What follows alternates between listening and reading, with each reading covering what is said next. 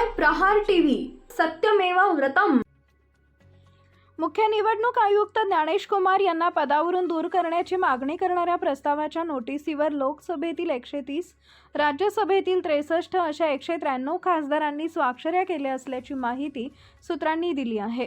ही notice सभागृहात शुक्रवारी किंवा सोमवारी मांडली जाण्याची शक्यता आहे। विरोधी पक्षातील एका नेत्यानं सांगितलंय की या नोटीसीवर आवश्यक संख्येपेक्षा अधिक खासदारांनी स्वाक्षऱ्या केल्या।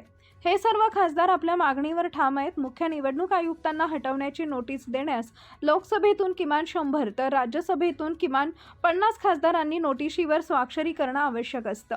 हा प्रस्ताव पश्चिम बंगालच्या मुख्यमंत्री ममता बॅनर्जी यांच्या पुढाकारानं मांडण्यात येत असल्याचं कळतंय। इंडिया आघाडीतील सर्वच पक्षांनी या प्रस्तावाला पाठिंबा दिलाय। या आघाडीचा घटक पक्ष नसलेल्या आम आदमी पक्षाच्या खासदारांनीही प्रस्तावावर स्वाक्षऱ्या केल्याचं सूत्रांनी सांगितलंय। भारताच्या संसदीय इतिहासात मुख्य निवडणूक आयुक्तांना पदावरून हटवण्यासाठी नोटीस देण्याची ही पहिलीच वेळ असेल। यापूर्वी 1990 मध्ये तत्कालीन निवडणूक आयुक्त TN शेषन, 2006 मध्ये नवीन चावला यांच्या विरोधात अशी कारवाई करण्याचा विचार झाला होता, मात्र त्यानंतर पुढे काहीच झालं नव्हतं। ही नोटीस सभागृहात स्वीकारली गेली तर त्या सभागृहाचे अध्यक्ष मुख्य निवडणूक आयुक्तांविरोधातील आरोपांची चौकशी करण्यासाठी 3 सदस्यांची समिती स्थापन करतील।